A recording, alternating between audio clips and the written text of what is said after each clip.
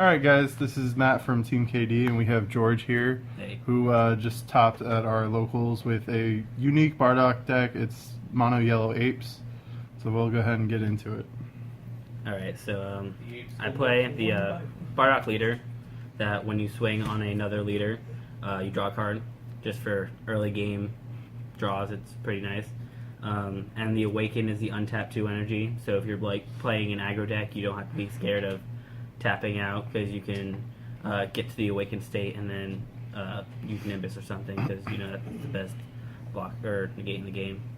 On the flip side, it has the standard draw when you attack, and if you have a Saiyan on board that dies like one of your blockers, it gets 5k, so it's 20k, which makes it just harder to kill and makes it easier to stay alive longer in the game. Getting into the battle cards of the deck, I play 2 Fascia, which I found helpful in the game. It was nice to just put it out there and know that I still have like an extra wall. But most importantly, you could evolve on the Grade 8 Fascia, which if you evolve onto, you can rest 2 of the opponent's cards, and all you have to do is combo with it while you have Fascia on board. And he said it like that because we've been trying to talk him out of this card for a while. So long. It was originally at 3, but I mean, I needed a 4th Nimbus, so... So next is 3 Tora. It's a free card when you have 2 cards in rest. I mean, they tried to convince me to play the other leader, but I just felt with Fascia it wasn't really needed, and I don't know, I prefer this leader. Next is the Grade 8 Tora that evolves on for it. With the Fascia combo, you know, you already have one in rest, and it's pretty decent. If in one turn it costs 3 energy, and it's 2 Grade Apes, which swing and stand once you have Planet Vegeta up. Next, the March target, which, I mean, Tora is kind of a March target, but it's better to get your Bardocks and your Vegetas.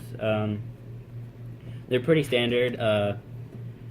The room in the deck was kind of tight, so I did cut down the Bardock count to 3, but Vegeta's like the best March target, and he's really good, so gotta keep him at 4.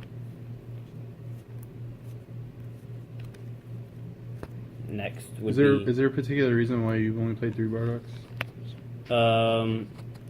I just felt like since March it's a great card to have, but it's not essential that since Bardock was like the worst of the 2 main targets, I could just take out one, especially since I'm playing another Double Strike 8 that's about to come up with the King Vegeta, who searches out any Grade 8 and is really good to Shigesh combo off of. You just bring him on board, search an ape. It can really just change game state on how you do it. I played it multiple times today, and it definitely saved me. And then the leader, or not leader, but the guy who evolves on top of him, the best ape, gives all Yellow Saiyans barrier, makes the combos free, so when you're trying to play the Tora and Fascia, it's free. So that makes it a 3-cost combo to a 1-cost combo just playing the Fascia. Yeah, I think that wraps it up for the apes part of it. Then, you know, you got your staple 4 Bomas. Early game, you really want to see these. It's alright to see Fascia, but it's just a preference to pick up the Bomas because, you know, the draws are helpful.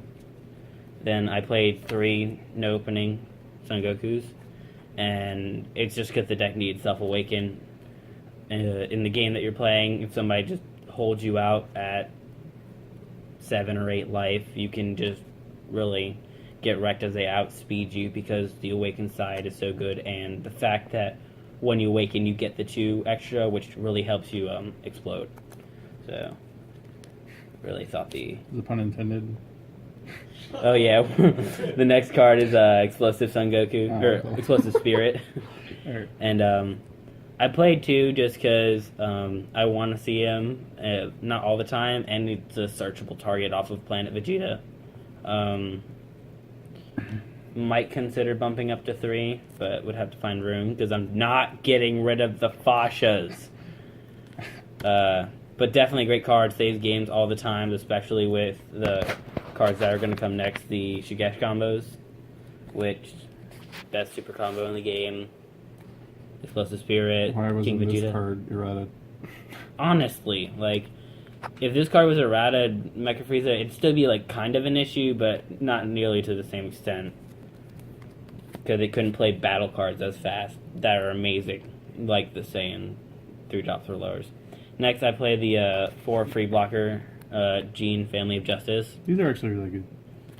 The one card in the entire deck. That No, no. they're good. I like them.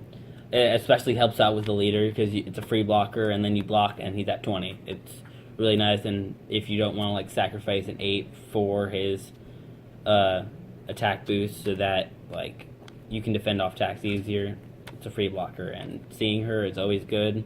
Anytime in the game, I'm really down to see a Gene. Is it Gene or Giant? It's Gene. Alright. And then, March of the Great Apes. Best card in the deck. Yeah, this is another stupid card. Play 2, 4 drops, draw 2. There's nothing really to explain about it. It's just broke. Hoorah!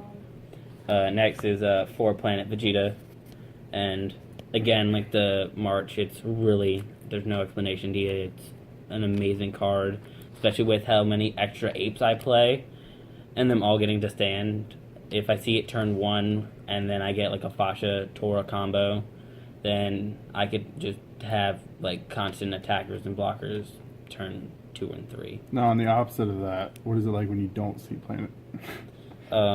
You cry. You like that's really all there's to you like, really need this card, so you have to max out on it. I think I didn't see Planet in our game, did we? Nope, and you lost. Yeah. Terribly. Oh, terribly. Only loss of all day. So, trash deck, but whatever. Now, what arguably made the deck by almost everybody I played is the Flying Nimbus. The only reason why you won. But it's great Nimbus, It's the best negate. Especially honestly. with, like, So good. Khalifa and stuff just spawning out, and, like, the former Mecha GT, Mecha Veggies, Apes on a Diet, Like that kind of this stuff. and any other form of negate or blocker is pretty much I can't die this turn. Yeah. And So- that's why, like, playing such an abundant is so helpful, because it really does help. That's So about that's it. the deck. So any final thoughts about this deck? Any changes you'd like to make? Is it garbage or not? I would appreciate it to see what you think in the comments below. Alright, well, yeah, if anything you guys would like to see, just go ahead and leave in the comments below. Like, subscribe, and see you later.